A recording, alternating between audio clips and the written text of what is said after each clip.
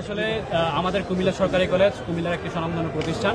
দীর্ঘদিন যাবৎ আমাদের প্রতিষ্ঠানটি কুমিল্লার অন্যান্য প্রতিষ্ঠানের থেকে বেশি অবহেলিত হচ্ছে। আমরা কোনো কিছু চেয়েও পাই না, এটা আমাদের খুবই মর্মাহত করে।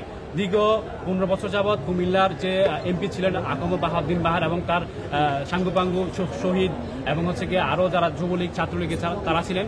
আমাদের কলেজের 6 শতক জায়গা ছিল, যে 6 শতক জায়গাটা ওনারা জোর জবরদস্তি করে তৎকালীন সময়ে আমাদের কাছ থেকে নিয়ে নেয়।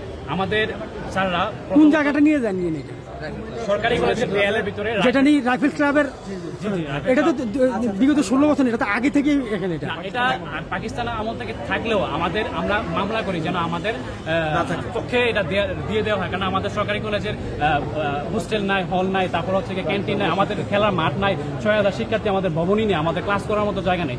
আমরা আমাদের মামলা করি সরকারিভাবে এবং আমরা সেই মামলা রায়ও পাই, কিন্তু পরবর্তীতে সেটা আমাদেরকে না জানিয়ে আরেকটি মামলা করে, আমাদের স্যাররা অবগত ছিলেন না, সেটা তাদের পক্ষে নিয়ে নেয় এবং রাতারাতি 2 দিনের ভিতরে, আমরা জানি না 2018 সালে ঘটনা, রাতারাতি ওনারা দেয়াল দিয়ে জায়গা দখল করে নেয়। পরবর্তীতে তৎকালীন সরকারে থাকা অবস্থায় আমাদের ছাত্রদের সাহস পায়নি এবং ছাত্রলীগ ছিল, তারাও এটা আমাদের করতে দেয়নি। তো বর্তমানে আমরা যেহেতু একটা আমাদের গণজোয়ার আসছে, এই গণজোয়ারের কারণে আমরা ডিসি মহোদয়ের কাছে আসছি যেন আমাদের পক্ষে স্বরাষ্ট্র মন্ত্রণালয়ের থেকে শিক্ষা মন্ত্রণালয়ের জায়গাটা ট্রান্সফার করা হয়। রাইফেল ক্লাব সম্পর্কে আমাদের অভিযোগ অতটুকুই যে এখানে খারাপ কাজ চলে, খারাপ কাজগুলো বন্ধ হয়েছে এবং এটা স্থানান্তর করে অন্য জায়গায় নিয়ে যায়। আমাদের এক কথা হচ্ছে শিক্ষা প্রতিষ্ঠানে কেন অস্ত্র থাকে?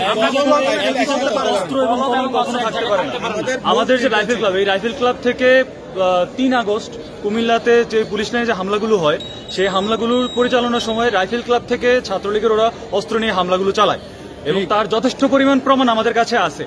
এবং এই রাইফেল ক্লাবের মধ্যে শুধুমাত্র ওদের নিজস্ব একটা সেল ছিল, যেখানে কিনা টর্চার সেল ছিল, যেখানে কিনা সাধারণ শিক্ষার্থীদেরকে ধরে এনে ওরা টর্চার করতে। আপনি বলতেছেন রাইফেল ক্লাবে ছাত্রলীগের টর্চার সেল ছিল? ছাত্রলীগের টর্চার সেল ছিল।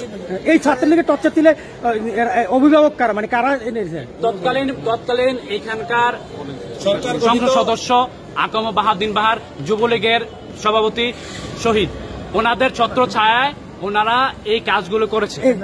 আরে আপনাদের কুমিল্লা কলেজের তারা কারা, যারা প্রকাশ্যে ছিল, তারা কারা? তারা আমাদের ছিল হচ্ছে কলেজের ছাত্রলীগের যারা ছিল তারা। নাম দাম আছে আপনাদের? হ্যাঁ, নাম আমাদের কাছে বলেন। সাকিব ভাই, তারপর হচ্ছে গিয়ে মিঠু ভাই, এবং সবচেয়ে বড় যে সে হচ্ছে গিয়ে রিমন। সে এমন কোন ছাত্র নাই যার উপরে সে অত্যাচার করেনি এবং আমাদের মাথা ফাটায় গেছে, এরকম অনেক প্রমাণ আমাদের কাছে। আপনাদের মধ্যে কে বলেন? আচ্ছা, আপনাদের দাবি দেওয়াটা কি বলেন তো? কি আমাদের দাবি এটাই হয়েছে যে অস্ত্র কলম, মানে অস্ত্রের সাথে কলম একসাথে হয় না। শিক্ষা প্রতিষ্ঠানে কেন রাইফেল ক্লাব? এটার জন্য দাবি একটাই আমাদের। এটাই, হ্যাঁ, আপনারা কি জানেন? আমাদের দাবি একটাই যে আমাদের কলেজে রাইফেল ক্লাব থাকতে পারবে না, শিক্ষার কলেজ কখনো একসাথে হতে পারে না। আমাদের দাবি শুধুমাত্র একটা, অস্ত্র এবং কলম কখনো একই জায়গায় একই অবস্থানে থাকতে পারবে না। দাবি আমরা ডিসি মহোদয়ের কাছে বলেছি এবং সে আমাদেরকে আশ্বস্ত করেছে যে এটা শীঘ্রই দেখবে। আমরা স্যারের কাছ থেকে আশাবাদী যে আমাদের দেখাটা আমরা সরকার প্রতিহত করেছি, ছাত্রলীগ প্রতিহত করেছি। আমরা চাই না ভবিষ্যতে কোনো ছাত্র দল বা ছাত্র শিবির এসে আমাদের কলেজে ঘাঁটি করুক, আবার আমাদের ছাত্রদের উপর আক্রমণ করুক। আমরা এই জন্য ডিসি সাহেবের কাছে বরাবর আপনাদের দাবি হচ্ছে যে ক্যাম্পাস হোক, ছাত্রলীগ ছাত্র শিবির কাউকে। Thank you. আচ্ছা,